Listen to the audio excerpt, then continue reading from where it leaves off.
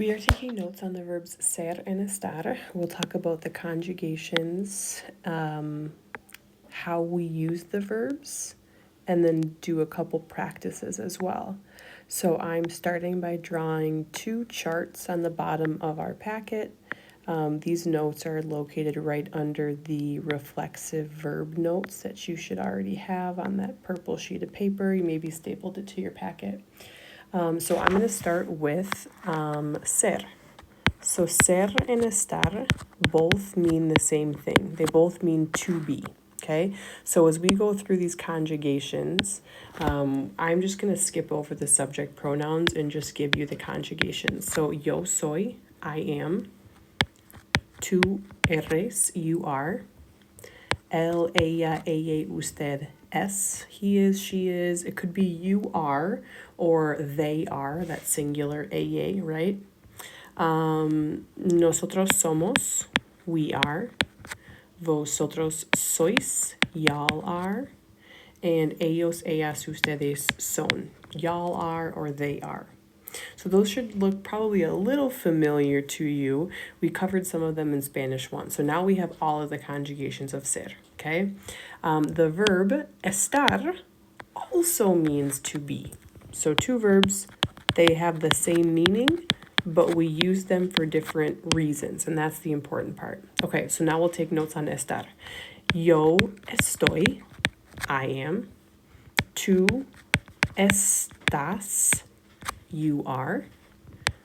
Él, ella, usted está.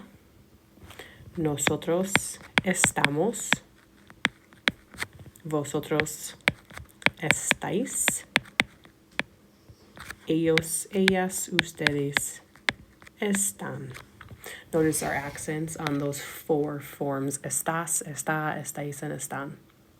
So now that we know what the conjugations of the two verbs are, we're going to talk about the differences. So with the verb ser, we use this acronym right here, doctor, to help us remember why we use the different forms.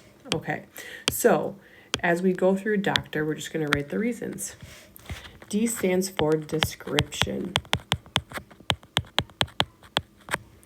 O stands for occupation. I just write job in parentheses if that's easier to think about it that way. C is for characteristic. In my mind, I think a description and a characteristic are basically the same thing. So I kind of tie those two together with that little line, just something that I think of in my mind. T stands for time and date. Our other O stands for origin. Origin means where you're from. So a really important thing to remind ourselves, the word day means of or from. So when we're talking where someone is from, their origin, you're probably going to see that word day pop up. And last, we have R for relationship. So these are some of the main reasons why we would use a conjugation of ser to describe something, someone's occupation, to give me a characteristic, etc. We're also going to talk about estar. I'm going to have you change this. Cross out 1, 2, and 3. We're going to use place. And then we're going to end up writing something kind of down here, like a little phrase that will help us. Okay, so P stands for position. L stands for location. I think that those are pretty similar. Someone's position or location to me is really the same thing. A stands for action. That means ing, so something that's happening. We won't really use this one very much right now in Spanish 2, but if you go on to higher levels of Spanish, you'll see it used, and we'll talk more about it. C stands for condition, and E is emotion. What this kind of all boils down to is a phrase that's really, really helpful. So here's our phrase. How you feel and where you are always use the verb estar.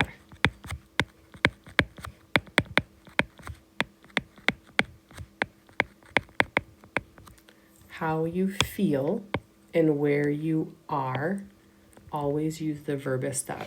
So what it really comes down to is I kind of take this place, but I condense it into even easier notes. It comes down to location and emotion. That's really how you use estar, to talk about someone's location or emotion.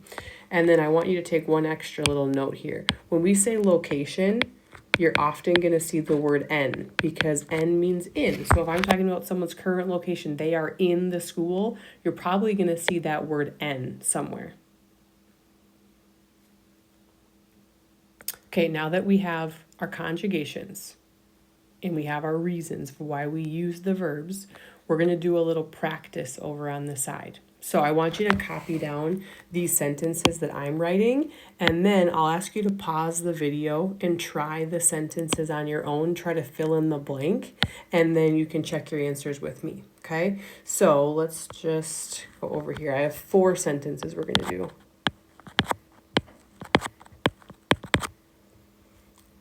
Too blank nervioso. Número 2. Hoy blank jueves. Número 3. Ellas blank hermanas. And número 4. Nosotros blank en la escuela. So what you're going to do right now is pause the video, and you're going to fill in the blank with one of our conjugations. But what I want you to do is more than just fill in the blank. Underneath whatever you write in the blank, you're going to give me a star, and next to the star, give me the reason. So if you think it's location, you would write location. If you think it's description, write description. So write the conjugation in the blank, then underneath the blank by the star, give me the reason. What's the reason behind? That would come from the doctor or place acronyms that we just talked about. So try those out, and then come back and check your answers with me. Okay, número 1. Too blank nervioso. So we know that nervioso is a like a condition or an emotion, right? So if I look at my options over here and I think condition or emotion, that comes from this verb estar, right? So I know I have to use my conjugation of the to form. So tú estás nervioso. Número 2. Hoy blank jueves. Today, we know we're going to say is. Jueves is Thursday.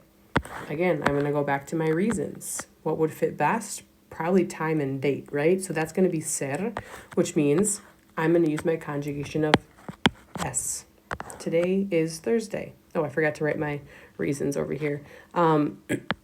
Emotion or condition, because I think you could argue both. Time and date. Ellas blank hermanas.